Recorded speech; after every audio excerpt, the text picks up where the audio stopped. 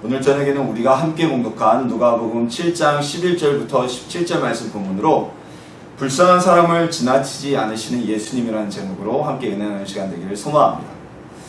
자, 측은지심이라는 한자성어가 있죠. 사자성어가. 이 어려움에 처한 누군가를 불쌍히 여기는 마음을 표현하는 한자성어입니다. 이 측은지심이라는 마음, 불쌍한 누군가를 무엇인가를 불쌍하게 여기는 이 마음은 사람에게만 존재하는 마음은 아닙니다. 몇 해 전에 그 로드킬을 당한 친구 개 옆에서 몇 시간 동안 자리를 뜨지 않고 지켰던 개 사진이 인터넷에 올라와서 화제가 된 적이 있는데요. 또한 뭐 이런 이야기가 아니더라도 옛 이야기에도 주인이 세상을 떠난 이후에 그 무덤 곁에서 수년 동안 자리를 지켰던 개들의 이야기, 바로 이러한 이야기들이 모두 다 측은지심에 대한 이야기죠. 따라서 사람뿐만이 아니라 동물들도 어느 정도 측은지심의 마음은 가지고 있는 것처럼 우리가 보이죠. 사람에게는요, 특별히 이 불쌍히 여기는 마음, 측은지심의 마음이 있어야 하고요. 그리고 또 그것이 있습니다. 요즘에는요, 이 사람들 사이에 서로를 불쌍히 여기는 이 마음이 사라졌기 때문에 사회가 점점 각박해져 가죠.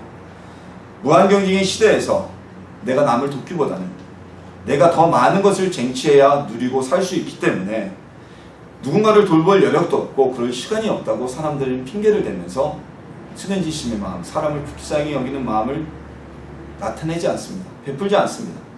물론 이런 와중에도 몇몇 사람들은 정말 봉사와 구제와 그리고 기부에 앞장서는 사람들이 있어요. 근데 그분들 역시도 기부활동을 하면서 주기만 하는 것이 아니라 역시 그 기부활동을 통해 자신의 마음에 커다란 위로를 받는 것이죠. 이 측은지심이라는 마음, 남을 불쌍히 여기는 마음은요, 태초에 하나님께서 우리 사람을 지으실 때 하나님의 형상대로 지으셨고요. 그때 우리 가운데 남겨진 하나님의 형상의 한 부분입니다. 그래서 남을 불쌍히 여기는 마음은요, 성령의 충만함을 받은 사람이라거나 또는 예수님을 믿고 구원받은 성도들에게만 나타나는 마음이 아니라 모든 인류에게 담겨져 있는 그런 마음입니다. 어떤 경우에는 예수님을 믿는 사람보다 오히려 예수님을 믿지 않는 불신자가 측은지심의 마음이 훨씬 더 넘칠 때도 있어요. 오늘 본문은요, 예수님의 측은지심, 예수님의 불쌍히 여기는 마음, 그 마음이 아주 가장 극적으로 나타나는 내용입니다. 물론 예수님께서 모든 사람을 대하실 때 그들을 사랑하시고 그들을 불쌍히 여기고 대하셨지만 본문의 말씀은 조금 더 특별한 사례예요. 그래서 오늘 우리가 이 성경에서도 누가복음에만 전해져 있는, 기록되어져 있는 이 내용, 왜 예수님께서는 오늘 본문에 기록된 기적을 베푸셨는지, 그리고 우리는 예수님께 어떻게 보여야 할지 함께 말씀을 나누면서 은혜 나누는 시간 되기를 소망합니다. 최근에는요, 자녀를 학대하기도 하고 심지어는 자녀를 학대하는 것을 뛰어넘어서 죽여서 안매장하거나 수년 동안, 수개월 동안 이렇게 시신을 회수나에서 보관하는 그런 정말 엽기적인 사건들이 뉴스에 나와서 이슈가 됐었습니다. 근데 사실상 자녀는요, 부모에게 있어서 자녀는 자기 목숨과도 바꿀 수 있는 존재죠. 저도 아직 아버지가 되어보지 못했기 때문에 어떤 이성적으로만 부모의 마음을 알지 실질적으로 감성적으로 알 수는 없지만 최소한 부모들이 자녀를 위해서 자기 목숨을 아까워하지 않는다는 것은 알고 있습니다. 그렇기 때문에 최근에 일어났던 이런 엽기적인 사건들, 부모가 자녀를 학대하고 그들의 생명까지도 빼앗는 이런 사건들이 더욱더 이슈가 되었던 게 아닐까 싶어요. 자, 모든 부모에게 자녀는 귀한 존재입니다. 그렇지만 그 부모들 중에서 아주 조금 더 특별하게 자녀를 여기는 사람들이 있어요. 누구냐면 오늘 본문에 기록된 것처럼 과부의 가정, 즉 홀부모 가정의 부모들은 자녀를 더 귀히 여깁니다. 어머니 혼자 아이를 키우든지 아니면 결혼하지 않고 아버지 혼자서 아이를 키우는 이런 가정은 자녀들에 대한 특별함이 일반 보통의 가정보다 더욱더 클 수밖에 없어요. 그 중에서도 특히나 여성이 홀로 자녀를 키울 때, 특히 오늘 본문에서는 아들이라고 되어 있는데요, 이 아들을 키울 때는요, 이 아들은 자신의 인생의 전부와도 같습니다. 그 정도로 정성을 들이는 경우가 많아요. 뭐 오늘날에 있어서는 굳이 아들이 아니라도 딸들도 마찬가지죠. 다를 바가 없죠. 특히나 오늘 본문이 기록된 시대는 2000년 전입니다. 이 여성의 사회적 지위나 직업 선택에 있는 그 범위가 오늘날과는 비교되지 않을 정도로 열악했던 시대입니다. 최근에 있어서도요, 근대 이전에 있어서는요, 여성들의 직업 선택의 범위가 넓지도 않았고 자유가 없었어요. 왜냐하면 산업혁명으로 인해서 기계산업이 발달하는 이런 시대가 되기 전에는 대부분의 직업이란 것은 육체적인 노동이 있어야 되는 직업이었어요. 그렇죠? 광업도 그랬고요, 농업도 그랬고요, 전부 다 육체적인 노동이 필요한, 힘이 필요한 직업이었습니다. 그리고 신체적인 특성상 남성보다 힘을 쓸 수 없었던 여성들은요, 당연히 그들이 선택할 수 있는 직업의 폭에는 제한이 있을 수밖에 없고요. 그러다 보니 경제적인 빈곤은, 남성이 없는 여성홀로 사는 가정에 있어서 경제적인 빈곤은 아주 자연스레 찾아오게 되었고요. 우리나라나 서양이나 모든 국가에서 남편 없이 여성이 홀로 풍요롭게 살아갈 수 있었던 나라는 어느 곳에도 존재하지 않았습니다. 또한 온갖 사회적 차별, 우리나라에도 그런 있어서는 안 될 얘기들이 있잖아요. 뭐 여성이 잘못 들어와서 집안이 잘못됐다느니 자기네 집안의 문제를 갖다가 여성에게 뒤집어 씌우는, 외부에서도 마찬가지였습니다. 중세기에 있어서 마녀 사냥과 같은 여성에 대한 이런 차별적 시각 때문에 홀로 자녀를 키우며 사는 여성들은 더 힘들 수밖에 없었어요. 그런 여인들에게 남편이 남긴 유일한 혈육인 이 아들이 있다면 이 아들은 자신의 삶의 소망일 수밖에 없었습니다. 여인에게 있어서 이 아들은요, 단순히 아들일 뿐만이 아니라 자신에게 있어서 심리적으로는 남편이기도 했고요, 그리고 자신의 삶의 목적이기도 했고요, 삶의 소망이기도 하고 그녀가 살아가는 삶의 이유이기도 했습니다. 그래서 지금도 홀로 자녀를 키워서 성장시키신 이런 분들은요, 그 자녀에 대한 애착이 굉장히 강합니다. 그래서 일반 가정, 보통 가정의 부모와 자녀 사이를 뛰어넘는 또 이 유착관계가 있고요. 때로는 그게 너무 심하다 보면 가족 내에서 어떤 문제가 발생하기도 하는 원인을 제공하기도 합니다. 그럴 수밖에 없었던 것이, 이 남편이 없이 자녀를 키우면 그 자녀에게 모든 기대를 걸게 되고, 방금 전에 말씀드렸다시피 그 아이는 단순히 자녀 이상의 관계, 자녀를 뛰어넘는 의미를 지니는 아이이기 때문입니다. 이것은 뭐 어머니나 또는 홀로 아이를 키운 아버지가 의식적으로 만든 관계가 아닙니다. 세상에 의지할 희망, 살아갈 힘이 오로지 그 자녀에게 있었기 때문에 어머니와 자녀를 뛰어넘는 관계를 맺게 된 것이죠. 오늘 본문의 과거 역시 홀로 아들을 키우면서, 특히나 이 아들은 독자였다고 오늘 성경에 기록되어 있습니다. 이 외아들을 키우면서 그 아이에게 소망을 걸었을 겁니다. 때로는 정말 여자 혼자 살아가기 힘들고, 때로는 죽고 싶고 어려웠어도 그 아들이 성장하는 모습을 보면서 힘을 얻고, 그리고 이를 악물고 참고, 때로는 남들의 멸시와 모멸하였어도 꼭 낮아지면서 살아왔을 것이 분명합니다. 이 여인에게 있어서는요, 이 아들의 존재는 좀 크게 부각한다면 마치 하나님과 같은 존재였을 수도 있습니다. 그런데 어느 날 정말 기막힌 일이 일어났어요. 상상하기도 싫고 상상할 수 없었던 일이 일어났습니다. 삶의 희망이며 자신의 인생의 지지대가 되었던 이 아들이 어느 날 죽어버렸어요. 이건 정말 하늘이 무너지는 아픔이었겠죠. 모든 부모에게 있어서 자녀를 앞장 세우는 건요, 이 비교할 수 없는 고통입니다. 그래서 불효 가운데 하나가 부모보다 먼저 세상을 뜨는 것이라고 하잖아요. 그런 말이 있죠. 부모가 돌아가시면 자녀는 부모를 산에 묻지만, 자녀가 죽으면 부모는 그 자녀를 산에 묻는 게 아니라 마음에 묻는다는 이야기가 있습니다. 이 여인은요, 더 이상 삶의 희망이 없었을 것입니다. 왜요? 독자였던 아들, 그 아들을 보면서 남편을 생각할 수 있었던 그 아들, 삶의 유일한 이유이며 지지되었던 아들이 세상을 떴기 때문입니다. 자신이 죽은 것보다 더 아픈 고통이 닥쳐왔을 것입니다. 더더군다나 이러한 일 가운데서 이 여인이 할 수 있었던 것은 아무것도 없었습니다. 아들의 죽음 앞에 어느 것도 할 수 없는 그 무기력함이 이 여인을 더욱더 고통스럽게 했을 것입니다. 그때 예수님이 고통받던 이 여인 앞에 찾아오셨습니다. 예수님께서는 나인이라는 동네를 방문하시게 됩니다. 그리고 예수님과 제자들, 예수님의 무리가 그 나인이라는 성의 문 앞에 이르렀을 때 과부의 아들을 장사 지내는 장래 행녀를 만나게 됩니다. 이것은 결코 우연한 사건이 아닙니다.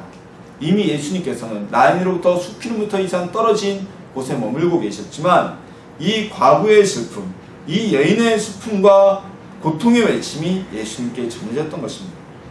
그리고 성문에 도착하셨을 때 장래 행녀를 만날 수 있도록 정확한 시간에 나인에 도착하신 것입니다. 그래서 예수님을 믿는, 예수님을 영접한 성도들에게 있어서는요, 우연이나 재수가 좋은 일이라는 것은 있을 수가 없습니다. 이 재수가 좋다는 말은요, 운수가 좋다는 것이고요, 우연히 들어온 운수가 좋다는 의미하는 것이기 때문입니다. 성도들은요, 모두 다 하나님의 계획과 섭리 안에서 살아갑니다. 예수님과 제자들이 이 장래 행녀를 나인성의 성문 앞에서 만나게 된 것 역시 주님의 계획하심에 의한, 주님의 섭리에 의한 필연이었습니다. 이 과부는 재수가 좋아서 예수님을 만난 것이 아니라 예수님께서는 철저히 계산되고 예정된 상황에서 이 과부와 죽은 아들을 만나게 되었던 것입니다. 자, 앞서 우리가 이 과부의 심정에 대해서 말씀을 나눴지만 과부가 장래 행녀를 따를 때 얼마나 슬퍼했겠습니까? 제가 말씀드렸잖아요. 부모는 자식을 마음을 묻는다고 자녀를 앞서 보낸 부모의 마음은 헤아릴 수가 없죠. 거기다 이 아이는 나의 유일한 혈육이고 내 인생의 전부였는데 그 아들을 떠나보낸 어머니의 아픔은 정말 이루 말할 수가 없을 것입니다. 이 모습을 본 예수님은 물론이거니와 제자들 역시 슬픔이, 그 아픔의 슬픔이 전해졌을 것입니다. 근데 예수님이 갑자기 장래 행녀를 향해 다가서셨습니다. 그리고 슬픔이 빠져있는 과부에게 울지 말라 고 위로하셨어요. 그러더니 갑자기 죽은 아들의 관을 향하여 다가가셨습니다. 그리고 관에 손을 올리셨다고, 손을 대셨다고 성경에 기록되어져 있습니다. 자, 이것은 매우 파격적인 행동입니다. 오늘날에도요, 우리가 장례식에서 운구를 할 때는 그 운구를 하는 분들이 누굽니까? 고인과 아주 가까운 관계에 있었거나 아니면 상주와 매우 가까운 사람들이 운구를 하게 됩니다. 만약 오늘날에도 우리가 운구를 할 때 나치부치 모르는 사람이 갑자기 와서 운구하는 관에 손을 댄다면 모든 사람이 깜짝 놀라고 못하게 제지할 거예요. 더군다나 이 율법에 따르면요, 시신에게 손을 대는 것은, 시신과 접촉하는 것은 스스로가 부정케 되는 일이었습니다. 그래서 죽은 시신과 접촉한 사람은요, 정결의 예를 통해서 다시 깨끗함의 모습을 받았어야 돼요. 오늘 본문에는 예수님 관에 손을 댔다고 기록되어져 있지만 이 유대의 전통적인 장례식에는 우리나라처럼 어떤 관을 짜지 않습니다. 그래서 예수님이 돌아가셨을 때 어떻게 해서 안치가 됐나요? 세마포에 쌓여서 안치가 됐잖아요. 나사로가 그 무덤에서 나올 때도 관을 깨부수고 나온 것이 아니라 세마포를 두르고 나왔다 그랬잖아요. 유대인의 장례식은요, 관이 아닌 그 시신을 세마포로 둘러싸가지고 운구하는 장례였어요. 그래서 석회굴이라거나 이런 곳에 그냥 갖다 관 없이 안치하는, 오늘날 우리나라의 가족묘와 같이 이렇게 안치하는 풍습을 가지고 있었는데요. 그렇다면 예수님이 가서 손을 대셨다는 것은 관이 아니라 이 청년이 쌓여져 있는 세마포 위에 손을 댔다는 것과 동일한 의미라는 것이죠. 이것은 자칫 잘못하면 예수님이 율법적으로 부정한 자가 될 수도 있는 그런 행동이었습니다.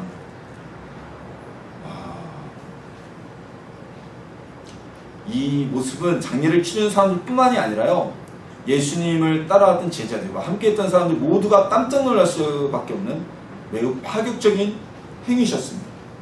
그리고 나서 예수님은 말씀하셨어요. 청년아, 내가 네게 말하노니 일어나라. 죽은 시신에 손을 대고 말씀하시니 갑자기 천에 쌓여진 시신이 움직이기 시작했습니다. 그리고 그 시신이 일어나서 앉고 말도 하고 다시 살아나게 되었습니다. 그런 얘기가 있죠. 간혹가다 사람이 죽게 되면 사후경직이라는 게 진행이 됩니다. 아시겠지만 죽고 나서 3시간에서 4시간 사이까지는 몸이 이게 굳지 않고 이게 부드럽다 그래요. 근데 한 3-4시간 지나다 보면 사후경직이 와서 몸이 뻣뻣하게 굳는데, 그래서 오늘날 이제 장례를 치르게 되면 오늘날에는 뭐 냉동고나 냉장고에 안치를 했다고 해서 하지만 바로 영으라고 온몸을 묶잖아요. 그 묶는 이유 중에 하나가 그걸 안 하면 사후경직이 일어나서 예전에 가끔가다 이 근육이 확 당기면서 사람들이 뻘떡 일어나 앉는 경우가 있었다 그래요. 아주 간혹가다. 그럼 사람들이 뭐라고 했어요? 진짜 귀신 살아났다고 거품 물고 쓰러지는 경우도 있었다 그러는데, 아마 이 청년이 말을 하지 못했다면 이때 당시 유대인들도 이 사후경직이 일어난 게 아닌가, 귀신 온 게 아닌가라고 깜짝 놀랐을지 몰라요. 근데 이 청년은 일어나 앉고 말도 안 하고 다시 살아나는 축복을 받게 되었습니다.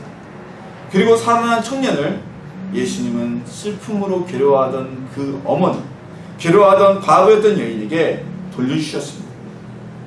슬픔으로 삶의 희망을 잃었던 여인은 예수님을 만나서 희망을 되찾게 되었던 것입니다. 자, 이 청년은 예수님께서 세상에 계시면서 살려주신 세 사람, 나사로, 회당장 딸 야이로의, 회당장의 딸, 그렇죠? 그 야이로의 딸이죠. 그 딸과 이 청년, 즉 세 사람 중에 한 명이었습니다. 과부를 잃은 아들을 잃은 과부의 슬픔은요, 멀리 떨어져 계시던 예수님께 전해졌습니다. 예수님은요, 소망과 기쁨과 희망을 잃고 고통 속에서 괴로워하던 여인에게 오셔서 그 여인에게 희망과 소망과 기쁨인 아들을 되찾아 주셨던 것입니다. 우리의 삶에서도 우리도 때로는 희망도 잃고 소망도 잃고 기쁨도 잃고 절망 속에서 살아갈 수도 있습니다. 그때 우리의 슬픔이 예수님께 전해지고 예수님을 우리가 만난다면 오늘 본문의 여인처럼 잃었던 슬픔과 소망과 기쁨을 우리 주님이 되찾아 주실 것입니다. 예수님을 통해서 기쁨을 되찾는 성도님들이 되시길 주님의 이름으로 축원합니다. 오늘 본문에서는요, 예수님이 이 과부, 이 여인의 아들을 왜 살려주셨는지 딱 한 곳에 그 이유가 나옵니다. 주께서 과부를 보시고 불쌍히 여기사.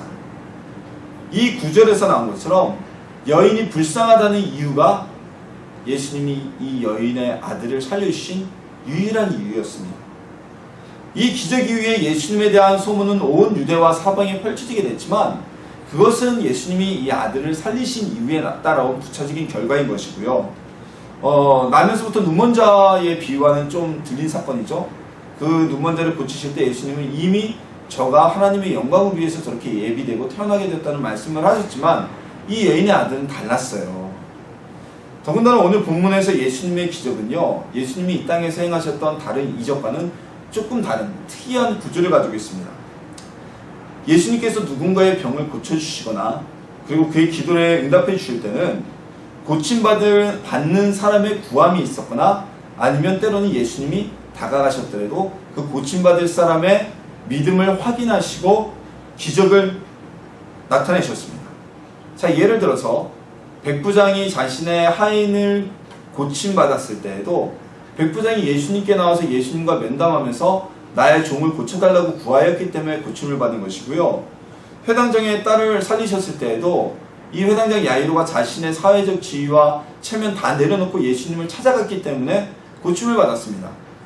또 반대로 베데스다 연못에 38년간 병든 사람에게는 예수님이 먼저 다가가셨지만 그에게 믿음을 확인하시죠. 네가 나쁘지 않느냐? 예수님 믿음을 확인하셨어요. 근데 오늘 본문의 이 사건에는요, 이 여인이, 아들을 잃은 여인이 예수님께 어떠한 강구도 하지 않았습니다. 오히려 예수님께서 먼저 그 여인에게 다가가셨습니다. 이것은 성경에서 비슷한 구조를 가진 또 다른 사건, 수로보니게 족속 여인이 자신의 귀신 들린 자녀를 고침받기 위해서 예수님께 간구하며 매달렸던 모습과도 완전히 대조적인 모습이죠. 자, 이 복음서 전체를 살펴도요, 오늘 본문과 같은 예수님의 모습은 찾기 아주 쉽지 않습니다. 은혜 받을 사람이 아닌 고침을 주니 예수님이 먼저 아들을 잃은 여인에게 다가가셨던 것입니다. 그 이유는 딱 하나입니다. 그 여인이 예수님께 불쌍히 보였기 때문입니다. 자, 우리가 기도의 응답을 받기 위해서요, 때로는 금식 기도도 하고요, 작전 기도도 하고요, 때로는 하나님께 원망과 항의의 기도도 합니다. 하지만 우리가 분명한 기도의 응답을 받는 방법이 오늘 본문에 기록되어져 있습니다. 그것은 우리가 예수님께 불쌍히 보이는 겁니다. 예수님께 불쌍히 여김을 받는 것입니다.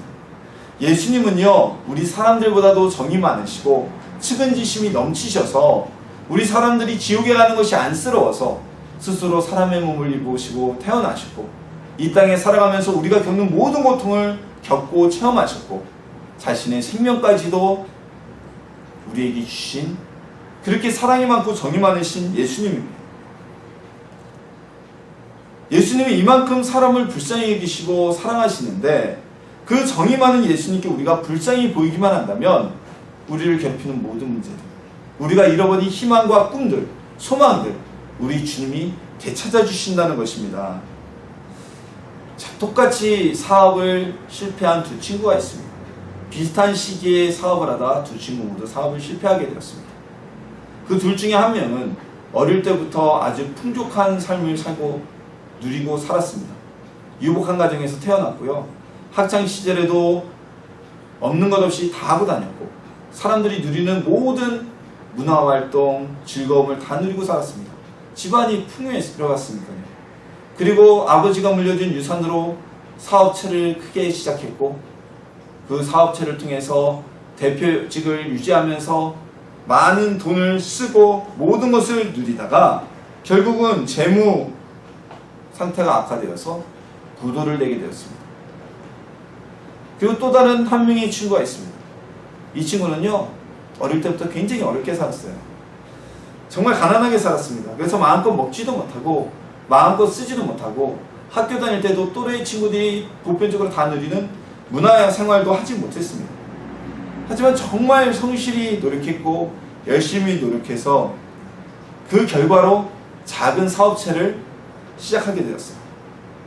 사업체를 시작하고도 정말 열심히 사업을 위해서 뛰어다녔습니다. 그런데 이 사람의 열심과는 정말 무관하게 회사에서 납품을 했던 납품업체가 도산을 하게 됐고 납품 대용을 결제받지 못하게 되었고 그러다 보니까 자금 회전이 되지 않아서 결국은 부도를 내게 되었습니다. 두 명의 친구가 똑같이 사업에 실패했지만 이 주변의 친구들은 두 번째 친구를 돕기 위해서 위로하고 마음을 쓰고 재기를 위해서 힘을 쓰면서 응원했습니다. 왜냐하면요, 두 번째 친구가 얼마나 열심히 살았는지 잘 알고 있었기 때문에 어릴 때부터 모든 것을 누리고 사업을 하면서도 모든 것을 누리고 낭비하며 살았던 친구보다 그 두 번째 친구가 더 불쌍한 마음이 들었기 때문이죠. 예수님은요, 우리보다 더 정이 많고 우리보다 불쌍히 여기는 마음이 크신 분입니다. 우리가 예수님께 불쌍히만 보인다면 오늘 본문의 아들을 되찾은 이 여인처럼 우리의 마음만 보시고도 주님은 우리를 괴롭히는 모든 문제가 사라지게 해주신다는 것입니다. 아직 예수님께 우리가 불쌍히 여기지 않기 때문에 우리가 예수님 보실 때 아직 불쌍하지 않기 때문에 우리가 힘이 들게 살아가고 있는 것이죠. 그럼 우리는 무엇 때문에 예수님께 불쌍히 보이지 않는 것일까요? 나는 급해 죽겠는데 왜 내가 안 불쌍하다고 주님은 여기시는 걸까요? 사람인 저도 그래요. 제 주변에 어떤 도움이 필요하거나 어려움을 겪는 후배나 동역자들이 있어서 제가 그들을 도와주려고 다가갔는데 됐어요. 이 정도는 제가 할 수 있어요.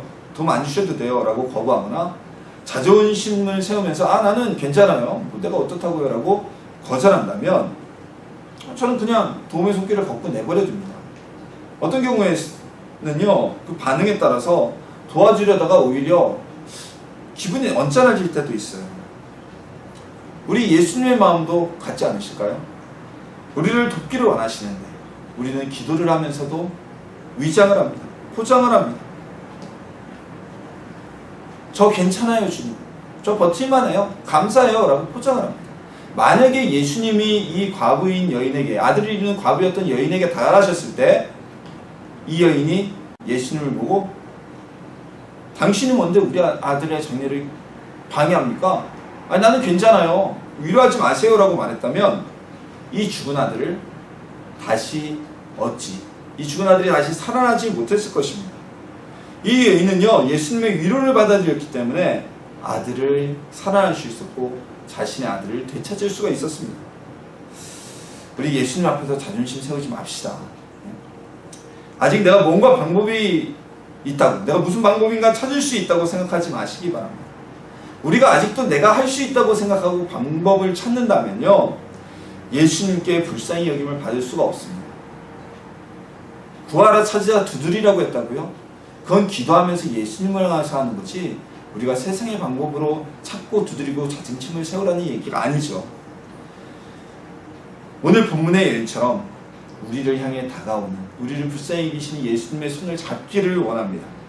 그리고 내 자존심을 내세우기보다는 예수님께만큼은 불쌍히 여기지는 성도님들이 되기를 축원합니다. 자, 우리의 소망은 주님과 같이 되는 것이라고 말합니다. 하지만 우리는 사춘기 아이들처럼 우리 예수님이 내미는 그 손길을, 도움을 뿌리실 때가 있습니다.